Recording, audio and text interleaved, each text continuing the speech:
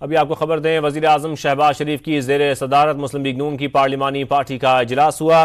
وزیر اعظم کی جانب سے کہا گیا کہ اللہ کے فضل اور آپ سب کی کوششوں سے معیشت مستحکم ہو رہی ہے۔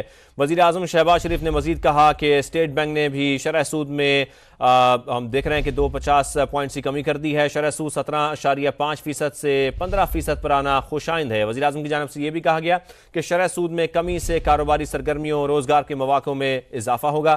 مہنگائی کی شرح 38% سے کم ہو کر 7% تک آ گئی ہے۔ وزیر اعظم شہباز شریف کی جانب سے یہ بھی کہا گیا کہ قومی اور بین الاقوامی ادارے معیشت کے استحکام کی گواہی دے رہے ہیں۔ نمائندہ خصوصی نیّر علی ہمارے ساتھ موجود ہیں۔ نیّر، آپ بتائیے تفصیلاً کیا کہا گیا وزیر اعظم کی جانب سے؟ جی بالکل، مسلم لیگ نون کی پارلیمانی پارٹی کا اجلاس وزیر اعظم محمد شہباز شریف کی زیر صدارت ہوا ہے، اور اس اجلاس میں جو ہے وہ وزیر اعظم نے یہ کہا ہے کہ اللہ کے فضل و کرم سے اور آپ سب کی کوششوں سے پاکستان کی معیشت مستحکم ہو رہی ہے۔ 250 پوائنٹس کی کمی سے شرح سود 17.5% سے 15% پر آنا خوش آئند ہے۔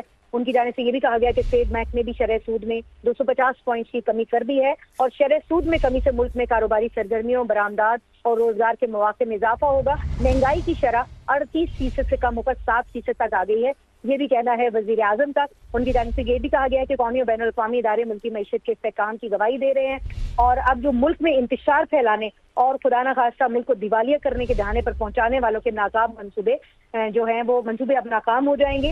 وزیر اعظم نے یہ بھی کہا کہ ملک کی بقا کی خاطر اپنی سیاست کی قربانی دینے والوں کی تاریخ ہمیشہ اچھے الفاظ میں یاد رکھی جائے گی، اور جب بھی تاریخ لکھی جائے گی تو واضح طور پر ملک کے خیر خواہوں اور IMF کو قرض دینے سے روکنے کے لیے خط لکھنے والوں کے بارے میں بھی لکھا جائے گا۔